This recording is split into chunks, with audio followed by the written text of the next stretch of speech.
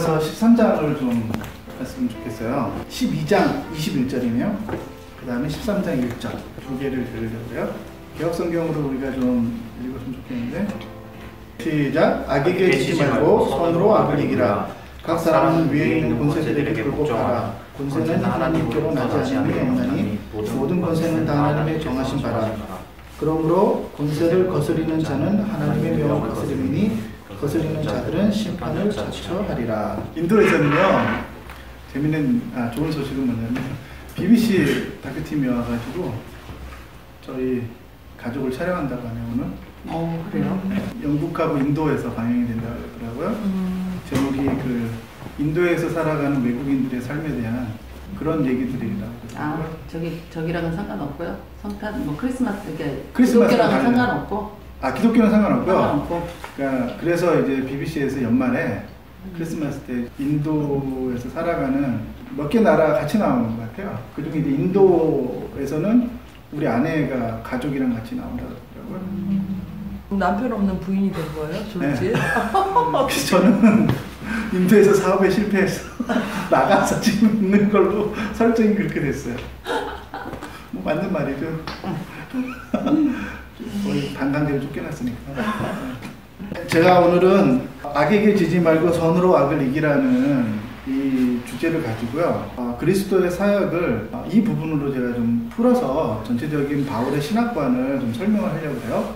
아주 중요한 신학관인데, 바울의 글들이 이렇게 생각을 좀 하셔야 돼요. 바울은 예수님의 직계 제자가 아니었단 말이에요. 예수님에게 3년 동안 가르침을 받던 제자들은 베드로, 야고보, 요한을 위시로 한 12제자들이었고 12제자들 플러스 70인의 제자가 있었어요. 그러니까 그 중에 코어 멤버 12제자였고 다시 또 코어 멤버가 3제자였죠. 그러니까 그 제자들이 예수님의 사상과 신학을, 철학을 정리하는 게 사실 맞아요. 그렇죠? 그게 이제 합리적인 방법이란 말이에요.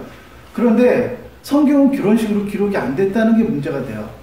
후대의 사람들은 베드로나 야고보나 요한이 저작물이 없기 때문에 선택을 안 한 게 아니에요. 우리가 신학교에 가서 배우는데 외경이라고 해서 따로 있어요. 그러니까 바울의 저작들과 도마의 저작들, 그 다음에 야고보의 저작들도 있고 많은 저작들이 있어요.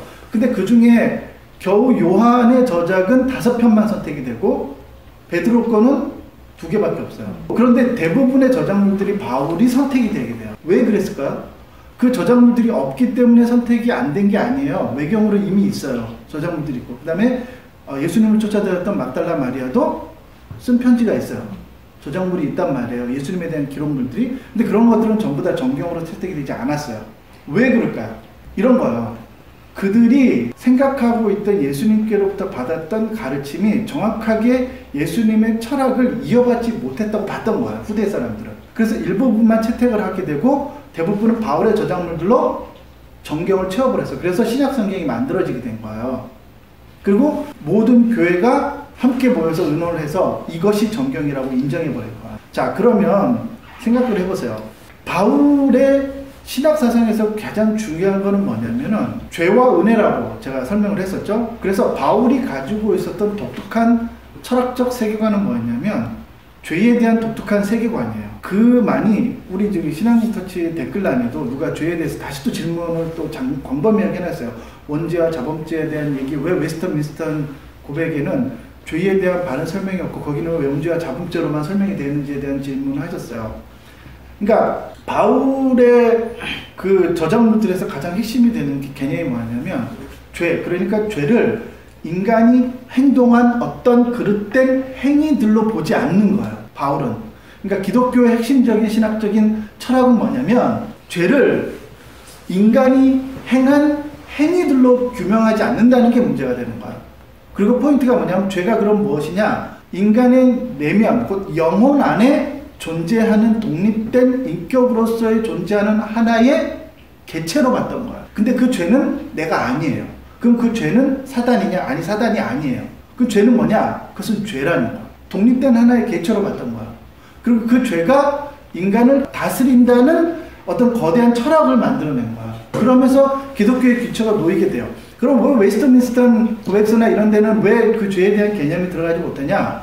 우리의 문제는 뭐냐면요. 그 교부 시대를 지내서 카톨릭이 신학이나 이런 세계관을 정립하면서 종교개혁이 일어나기 전까지 우리는 구원관조차도 바르게 정립하지 못했다고요.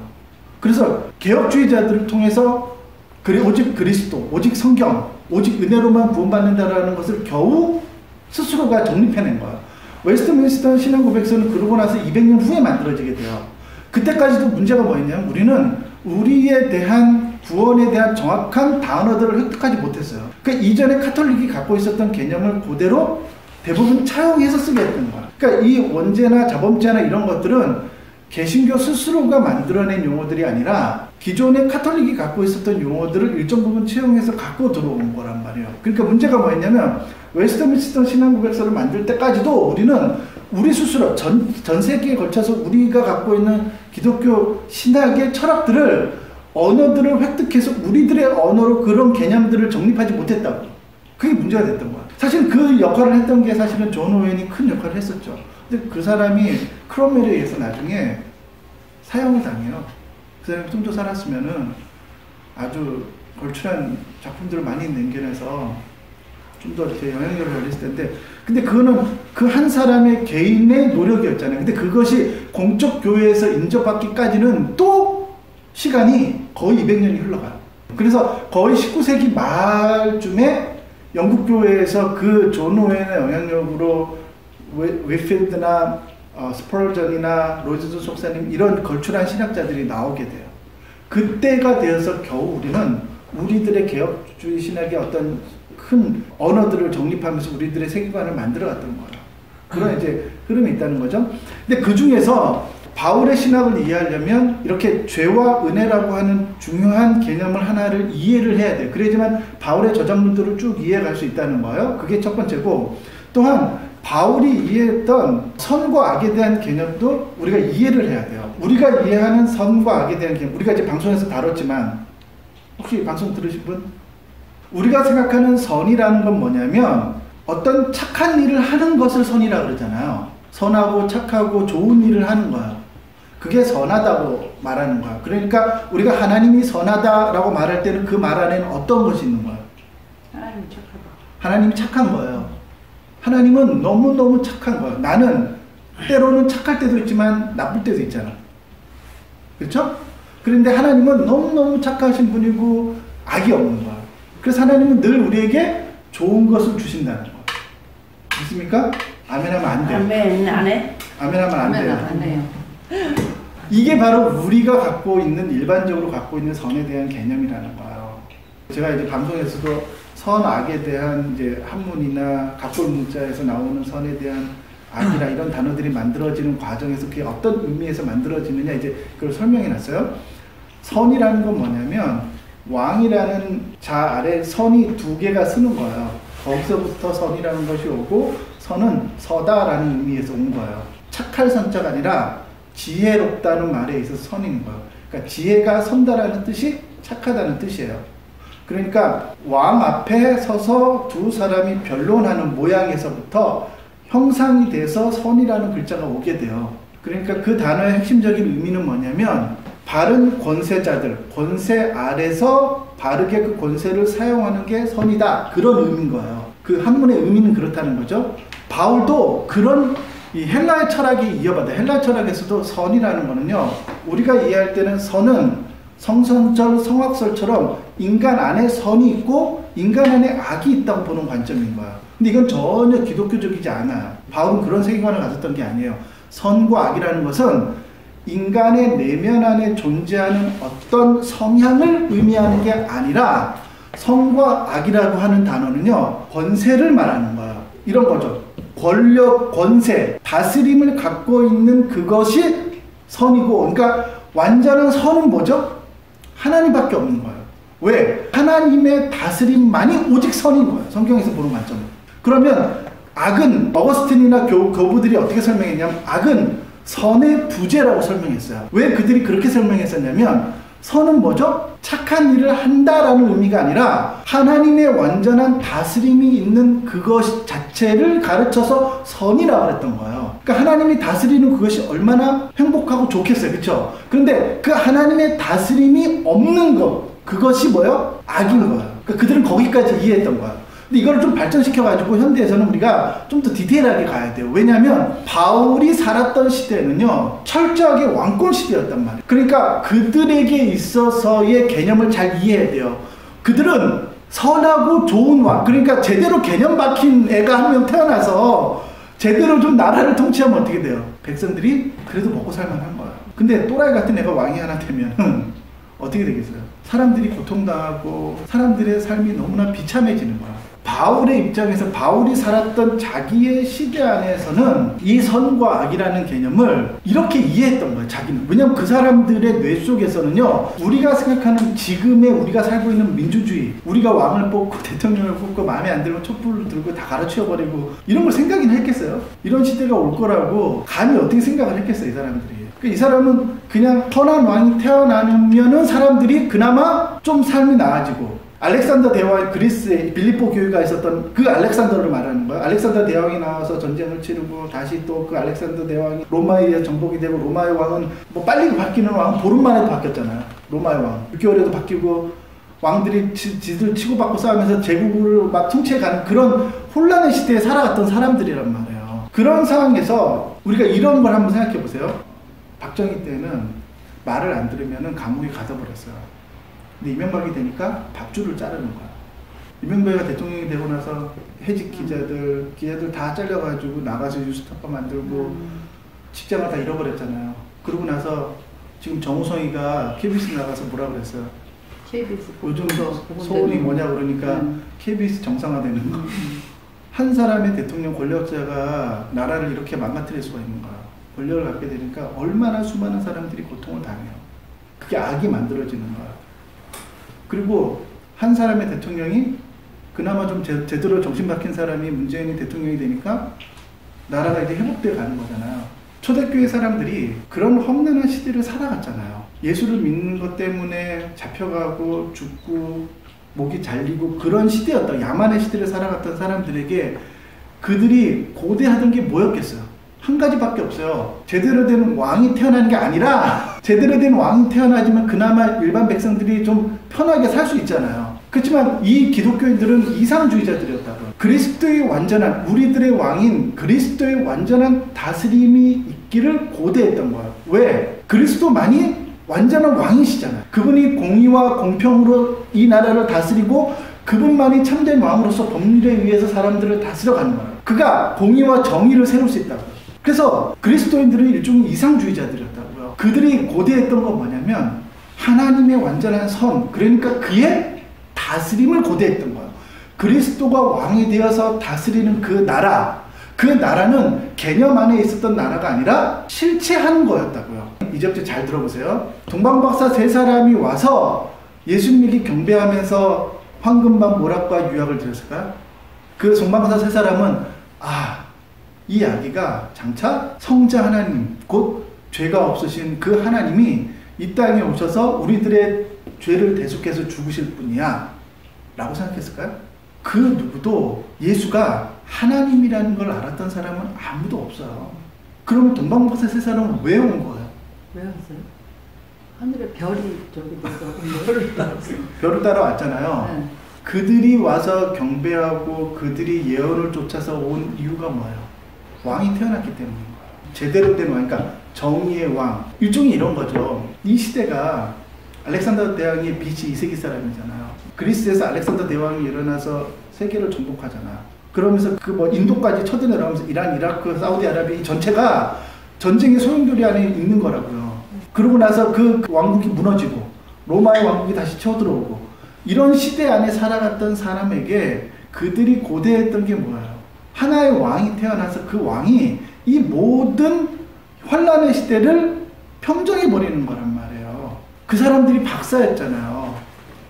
박사들이었다고요. 박사들이니까 그들이 상식적으로 가져야 될 생각이 그러한 것이었다는 거. 물론 예언에 따라서 그런 왕이 태어난다고 말했는데 그 왕이 실제로 그들이 고대했던 건 그런 것이었다는 거예요. 그리고 실제로 예수님을 따랐던 수많은 사람들도 그렇게 인식했잖아요. 예수님을 왕으로 앉히고 싶었잖아요. 네. 그 절정이 일었었던 데가 언제였어요? 5,000명을 먹이는 사건을 일어나고 나서 바로 사람들이 뭘 했어요? 예수님은 그 전까지만 해도 선지자다. 모세보다 뛰어난 선지자다. 우리의 지도자다. 라고 생각했어요. 근데 이 사람이 왕으로 앉히기에는 거기까지 생각을 못했던 거예요. 그런데 5,000명을 먹이는 사건이 일어나고 나서 사람들이 뭘 했어요?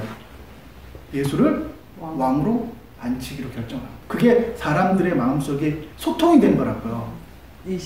이심전심으로 공유가 된 거예요. 왜? 1세기 때는요, 먹는 거 해결해주는 사람이 짱인 거예요.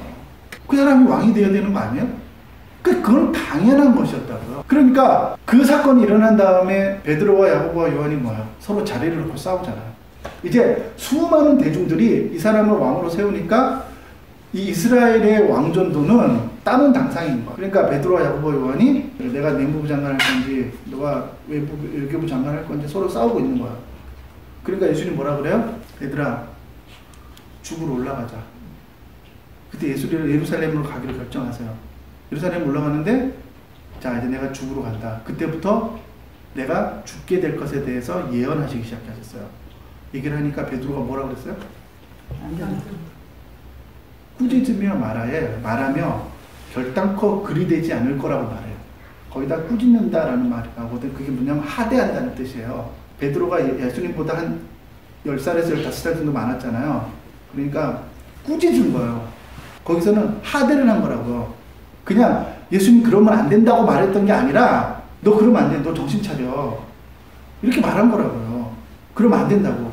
그러니까 사람들이 기본적으로 생각하는 이 개념 안에서는요, 1세기에 대한 큰 역사적인 배경들 이런 거를 공부하다 보면은 우리는 거의 이 성경책을 읽을 때 거의 신화 수준으로 읽어요. 그리스 신화를 읽는 거랑 거의 같은 수준으로 읽어 내려가는 거야.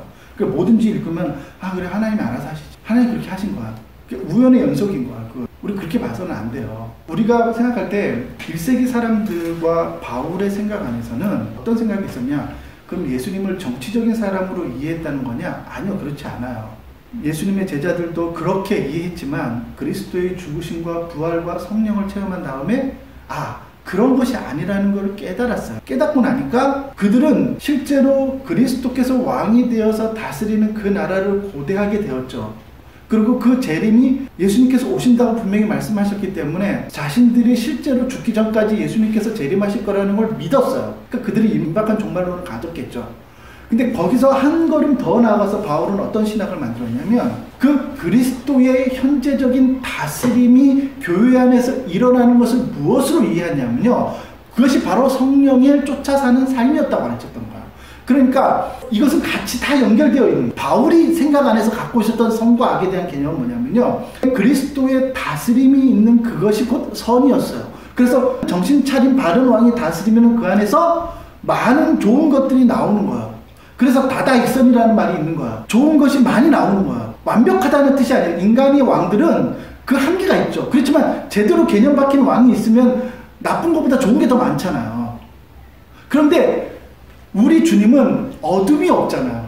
회전하는 그림자라서 어둠이 없기 때문에 완전한 정의이고 그분의 완전한 다스림, 완전한 거룩이 있기 때문에 그분이 다스리는 나라에서는 오직 선만이 있는 거라고요. 그리고 그것을 가시적으로 보여주는 게 교회였고, 교회 안에서 누구가 다스리는 거야? 성령의 다스림 가운데 있는 거듭난 신자들을 통해서 신자들을 다스려가는 거야. 그러니까 그리스도의 다스림이라고 하는 것은, 현재적 다스림은 뭐냐면 성령을 통한 성도들을 다스려가는 거야. 그게 선이라고요. 그러니까 선은 언제나 권력과 관계되어 있는 거야. 우리가 말하는 성선설, 성악설 이것과 관계되어 있는 게 아니라, 그러니까 우리가 선하냐 악하냐 그런 말을 해야 되는 게 아니라, 우리가 하나님의 선을 추구한다는 건 뭐예요? 그 말은 곧 하나님의 완전한 다스림을 고대하는 거예요. 그게 선이기 때문에 그래요. 그러니까 왜 우리가 투표를 똑바로 해야 돼요? 이 사람들은 그런 개념이 없었으니까 왕을 고대했겠죠. 그러니까 왕을 고대했는데 그 당시에 왕이라는 것은 투표나 이런 게 의해서 결정되는 게 아니잖아요. 블러드 투 블러드잖아요. 내가 아빠가 왕이면 내가 장자가 왕이 되는 거 이렇게 가는 거니까 그걸 바꿀 수 있는 영역인 거 아닌 거예요. 그러니까 그것을 고대했던 게 아니라 그리스도의 완전한 다스림을 고대했던 거. 왜? 예수님이 우리와 같이 밥을 먹던 예수님이 죽고 부활하신 다음에 승천하셨지만 다시 오신다고 약속했잖아요.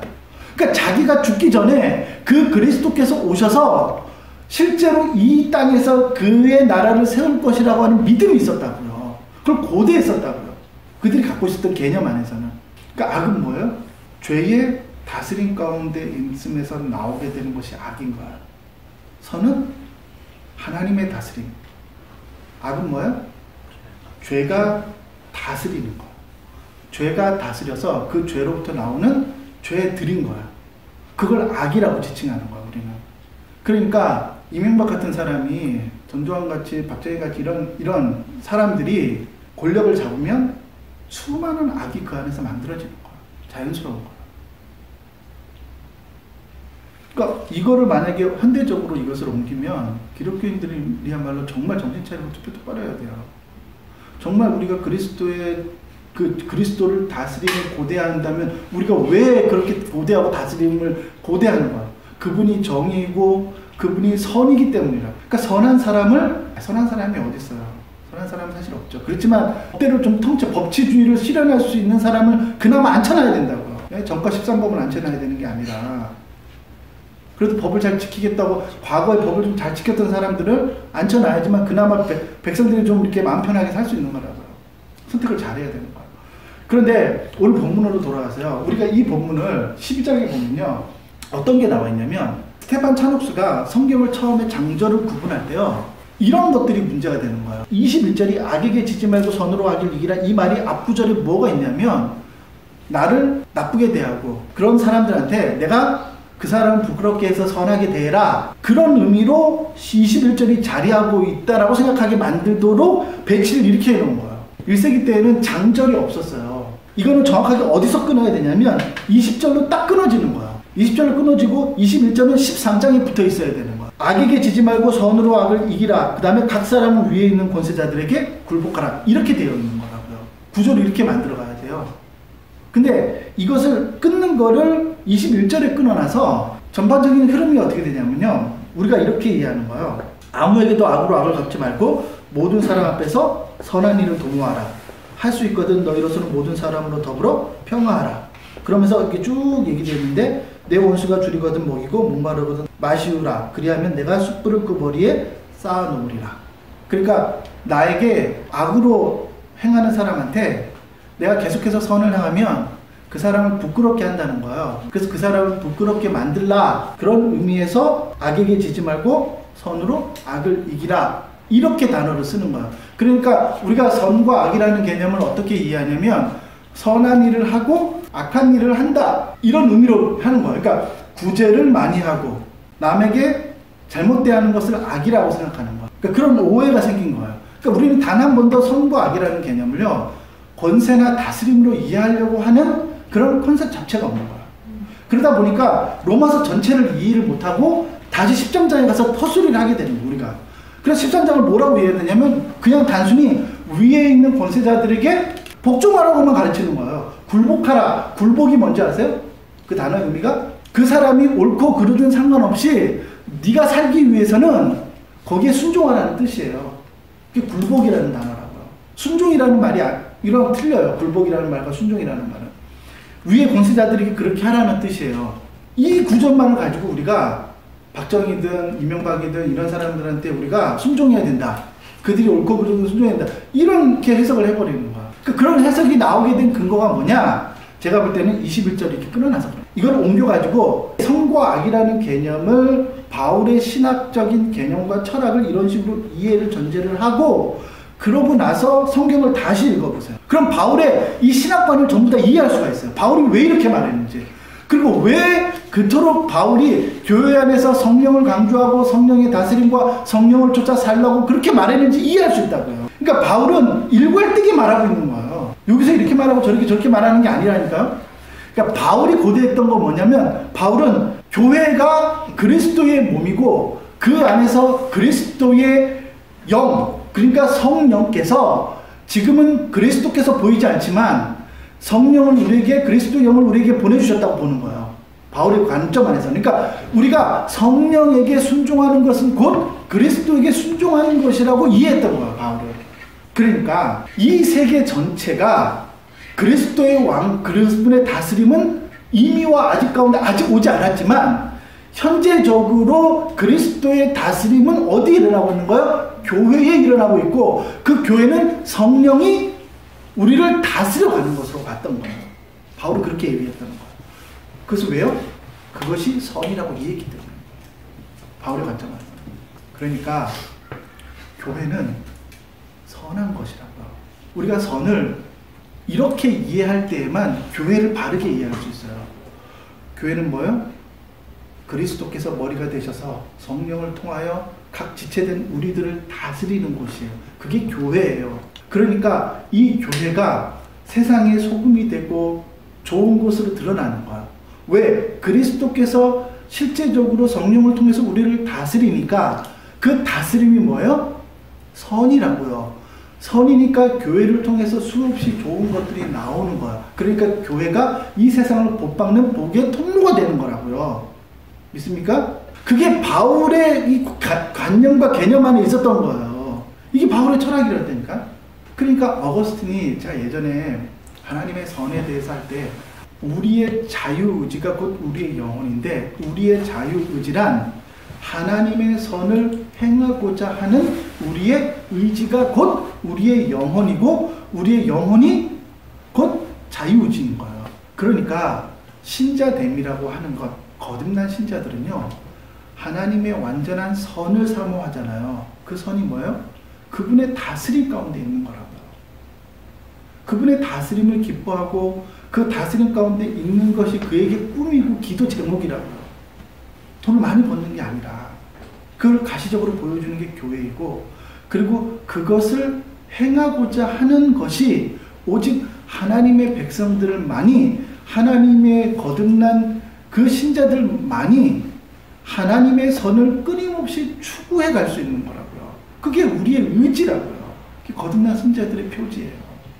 그러니까 이 세상의 피조물 중에 하나님의 다스림을 고대하고 기뻐하고 기다리고 그 하나님의 다스림이 이루어지지 않은 것 때문에 마음 아파하고 이명박 같은 대통령이 대통령 되면 마음이 너무 힘들고 제대로 된 사람들이 이 세상을 다스리고 하나님의 공의와 정의가 이루어지는 것을 고대하는 사람들은 이 세상에 인간밖에 없어요.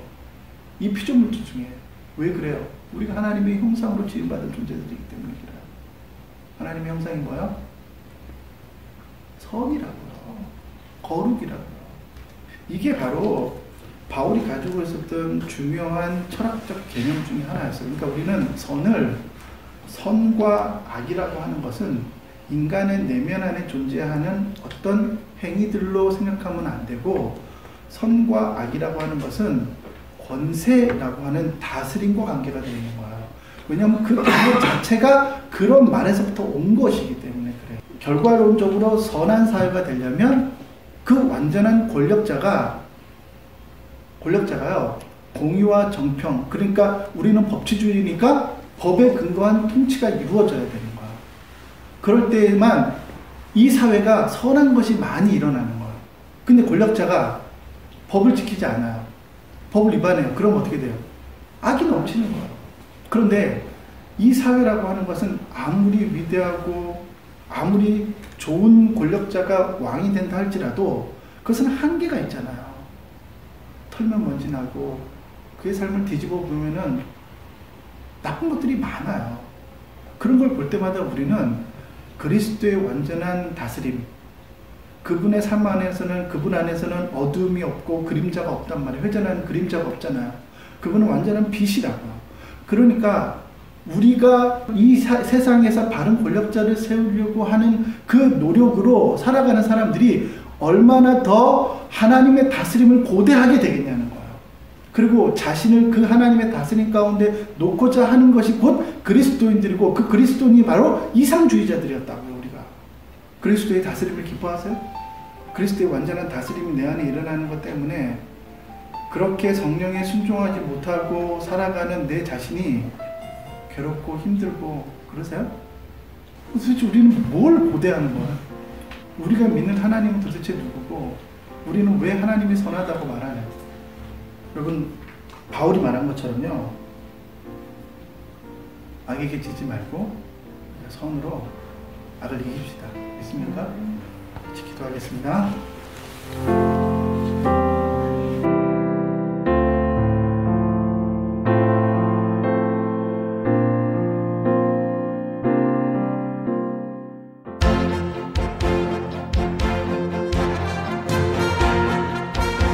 조나단과 써니가 인도 선교 20주년을 맞아 정기 후원자를 찾고 있습니다.